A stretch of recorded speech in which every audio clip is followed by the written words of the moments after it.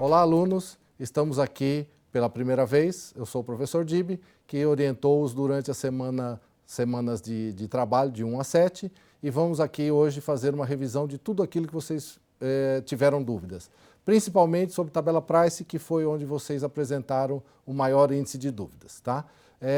A nossa agenda, então, contempla a revisão de todo o nosso conteúdo: juros, simples e compostos, demonstrativo de resultados do exercício, sistemas de amortização, sistema de amortização constante e tabela Price, onde a prestação é constante, payback, tempo de recuperação de um investimento, depois valor presente líquido e, por último, a taxa interna de retorno.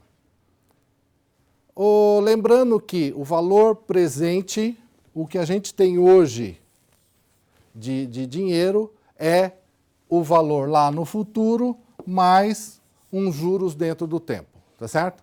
Isso faz com que eu tenha o valor futuro. Se eu tiver juros simples, eu tenho simplesmente a taxa de juros multiplicada pelo período, que vai me dar, então, os juros nesse período todo. Se for juros compostos, eu tenho o juros sobre os juros, ou seja, eu tenho um exponencial que me dá a taxa de juros. Então, olha só, valor futuro é o valor presente vezes 1 mais n período vezes a taxa de juros.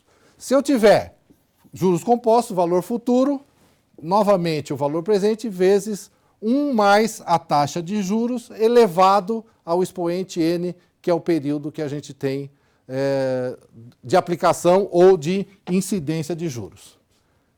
Se eu passar agora, então, para o demonstrativo de resultados de exercício, eu sempre vou ter, dentro de uma empresa, que mostrar qual é o resultado do fluxo de caixa líquido. E aí eu tenho sempre esta tabelinha: receita bruta, menos impostos diretos, custos operacionais e despesas não financeiras, vão me dar o EBITDA, tá?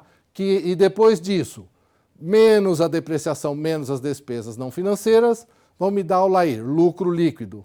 Esse lucro líquido menos o imposto de renda vai dar o lucro líquido, que eu chamei de Z aqui, que somado a depreciação e tirado as amortizações de financiamentos, me dão um fluxo de caixa líquido. Olha só, o EBITDA, A menos B, soma A, B, menos C, menos D, eu tenho o EBITDA. Depois o EBITDA menos E e menos F, eu vou ter o EBITDA, o LAIR, depois o lucro líquido, LAIR menos o item G, que é o imposto de renda mais a contribuição social, e o fluxo de caixa é o lucro líquido, de volta a depreciação, que vocês viram lá na aula, e tira a amortização do financiamento, aquilo que eu paguei sobre os meus empréstimos, né? As despesas financeiras, os custos operacionais, despesas financeiras, vão estar aqui os juros pagos do meu financiamento e lá embaixo a minha amortização. Sempre o meu demonstrativo de resultados é essa somatória de itens aqui, somando e tirando para a obtenção do lucro líquido. Os sistemas de amortização podem ser sistema de amortização constante, que é o SAC, que é esse que nós estamos vendo agora. Olha lá. Característica: amortização constante. Um investimento de 100 mil é dividido em 4 parcelas de 25 mil e a partir daí os juros. Então, olha só, juros de 100 mil no primeiro ano, admitindo juros de 10%. 100 mil no primeiro ano, 10 mil reais. No segundo ano, abati 25, tenho 75, 10%, 7,5%. E assim por diante até o final, quando eu zero o meu saldo devedor, tá? Esse sistema de amortização constante. Amortização constante e parcela variável. Então eu tenho, nesse caso, as parcelas variáveis em cima de uma amortização constante. Diferente do que nós vamos ver agora, que é a tabela Price, onde a minha prestação é constante. Esse é o valor igual para todo mundo. Todos os meses, ou todos os anos, ou todo o período, eu tenho um valor constante da prestação. Vai mudando o quanto eu vou amortizando a cada período. Então, neste caso, os mesmos 10% ao período, eu tenho lá os mesmos 100 mil, 10 mil de juros, a prestação de 31.547, calculado por essa expressão, valor da prestação é igual valor presente vezes 1 mais i elevado a n vezes os juros, novamente, i, dividido por 1 mais i elevado a n menos 1. Faltou um menos aqui. Passou batido. Então, olha só. 10% de 100 mil, 10 mil. 10% do 100 mil, abati 21.457, deu 28.453. 78.453, 10%, 7.845. E assim por diante, até que, de novo, eu chego ao meu saldo zero. De novo, prestação igualzinha todo o período. Tá? Olha só nesse gráfico. A amortização vai sendo incrementada e os juros vai decrescendo à medida que o tempo vai passando. De tal forma que a última parcela é sempre totalmente amortização. Tá? Vamos lá. Se eu pegar a nossa principal fórmula, que é da prestação, que a gente viu ali atrás, valor presente vezes 1 mais i elevado a n vezes i, dividido por 1 mais i elevado a n menos 1. Tá? Eu tiro dela, algebricamente eu tiro o PV, que é PMT, 1 mais i elevado a n menos 1, 1 mais i elevado a n vezes i. Se eu novamente manipular algebricamente a minha fórmula, eu vou ter n, o log de PMT sobre PV, sobre PMT sobre PV menos i, sobre o log de 1 mais i. Manuseio algébrico aqui, tá? Simplesmente. Não tem invenção aqui. Eu tenho 3 elementos, tiro o quarto elemento. Tenho aqui PV e IN, acho o PMT. Tenho aqui PMT e IN, calculo o PV, valor presente. Tenho aqui PMT, PV e I, calculo o meu período que eu estou fazendo o investimento ou amortização. Então, N prazo, PV valor presente, PMT a prestação. E os juros? Que essa foi a grande dúvida que vocês tiveram. E os juros? Como é que eu calculo os juros tendo os outros 3 valores? Olha lá, os juros é uma função de PMT, PV e N, período. Se eu fizer algebricamente, a minha equação vai dar uma senhora equação. Não vale a pena a gente entrar por esse meio. Olha só o que eu faço. Dada a complexidade matemática na obtenção dessa equação, o que eu faço? Vou adotando valores para os juros e comparando com o valor que eu tenho da prestação, por exemplo. Olha só, por aproximação, então eu tenho agora o valor dos juros. Vamos ver um exemplo aí, ó. Se o PMT for 57.619, valor presente 100 mil e um período de 2 meses para amortização, qual é essa nossa taxa de juros? Vejam, este é o exemplo exatamente da tabela anterior, tá? Só para a gente ver. Então vou lá, não sei quanto é. Vou admitir que a taxa de juros ao mês é 5%. E aí vou fazer o cálculo.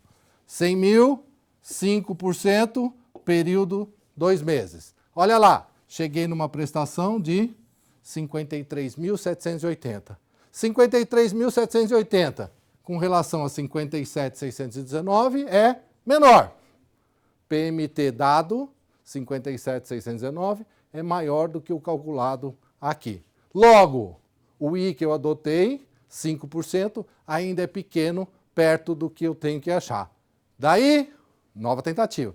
Se 5% é pouco, o que eu faço? Vamos lá, 8% agora. Vou novamente calcular. 8%, período 2 meses, valor presente 100 mil reais. Olha só, cheguei agora num valor 56.077. Então, ainda é menor do que o valor que eu tinha. Significa que o meu juro ainda tem que ser maior do que 8%. Se eu pegar isso aqui, falhou aqui. Se eu pegar esse cara aqui e colocar outros valores, até chegar, eu vou chegar a um valor de 10%, que é o valor que eu tenho lá na minha tabela lá atrás. Na calculadora 12C, eu tenho 4 parâmetros para entrar lá. PV, PMT, juro e período. Se eu colocar 3 deles, o quarto me dá. Se eu colocar PV, PMT e juros, ele me dá o período. E assim por diante, né? Então, ela calcula diretamente o valor, por interpolação, da mesma forma como nós estamos fazendo. Se agora eu colocar 12%, cheguei a um valor aqui, ó, 12%, período 2 meses, cheguei a um valor de 59.169, que agora então é maior do que o que eu tinha dado, 57.619. Significa que eu tenho então os juros menor do que 12%. 8% era pouco, 12% é muito. Então, o meu juros está entre 8% e 12%. Eu sei que ele é 10%, por causa da nossa tabela lá. Olha lá, 10% ao ano. Calculo, tenho aqui 57.619, que é exatamente o que eu tenho aqui. Pode ser que eu não chegue no valor exato, tá certo? Eu precisaria interpolar. Se eu interpolar 2, 3 vezes, eu passo a adotar o valor que eu tenho, tá? Então, por interpolação, vou calcular o valor da prestação, tendo os outros 3 valores, e acho qual é a taxa de juros que eu tenho. Olha só, o caso agora é, eu vou começar a pagar só depois de um período, chama carência. Como é que eu faço? Eu tenho uma carência, eu fiz um investimento, um empréstimo, e vou começar a pagar daqui 2 períodos, meses ou anos, daqui 2 anos. Como é que eu faço? Os meus juros vai estar crescendo, a minha parcela vai estar crescendo, e aí então, esta passa a ser a data de início do cálculo da minha prestação do sistema de amortização price. Volto à mesma fórmula e calculo então os meus juros aí. Nesse caso, olha só, eu peguei 100 mil e para pagar em 2 meses, só que tendo 2 meses de carência. O que eu faço? 100 mil, acumula juros, e aí então eu tenho o cálculo do PMT aqui.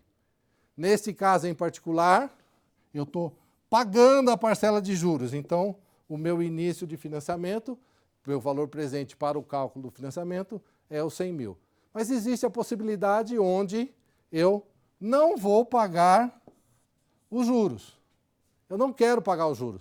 Vou ficar 2 anos sem pagar nada. A partir de 2 anos, então, eu vou começar a pagar meu financiamento. Olha só o que acontece. Eu tenho aqui, ó, 100 mil, 10 mil de juros no primeiro período, primeiro mês. Meu valor virou 110. 10% virou 11 mil, meu valor virou 121 mil. Então, meu financiamento começa agora em 121 mil e eu vou calcular, então, a minha prestação em função desse novo valor. Olha a diferença, 100 mil, eu não acumulei esse aqui porque eu paguei a parcela de juros, certo? Então, sim, a carência é o período que eu passo sem pagar o meu financiamento. Posso passar pagando nada ou pagando só os juros, aquilo que a gente chama de serviço da dívida, né? Se eu tiver um payback agora, olha só, terminando então a tabela price, as dúvidas que podem ter surgido é na forma de obtenção dos parâmetros que a gente tem. 3 formulazinhas e uma interação para obter os juros relativos àquele período. Payback, tempo de recuperação. É o tempo que eu demoro para recuperar um investimento feito num determinado assunto. Então, olha só, desembolso, para o lado de baixo, negativo. Receitas, positivo, para o lado de cima.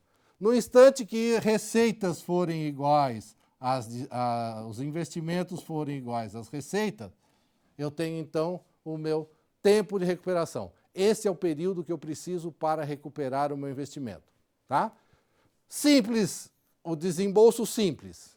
Eu não considero juros. Eu pego 50 mil todo mês, então 50 mais 50 mais 50 mais 50 e comparo com o investimento, o desembolso que eu fiz.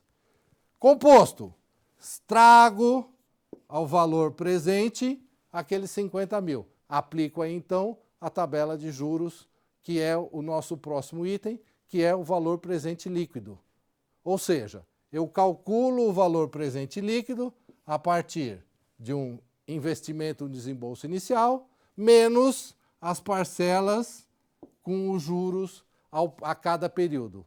Num período N, a minha parcela de receita está dividida por 1 mais I elevado a N e vai contribuir para o valor presente líquido para a composição desse meu desembolso.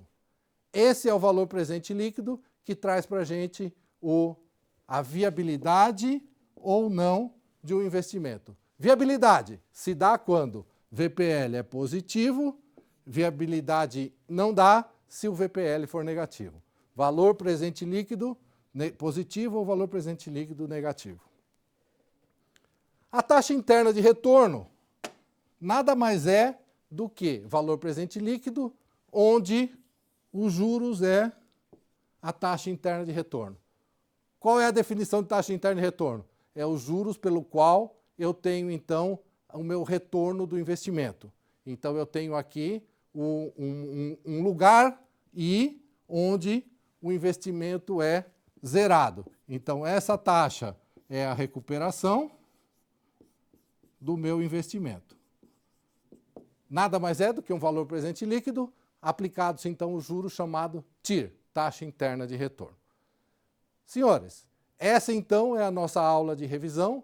Espero ter contribuído para o curso de vocês e nós estamos aqui encerrando a nossa atividade. Continuamos lá no nosso site à disposição de vocês para o que vocês precisarem, tá certo? Obrigado pela atenção, obrigado pelo curso, pela disposição em participar com a gente.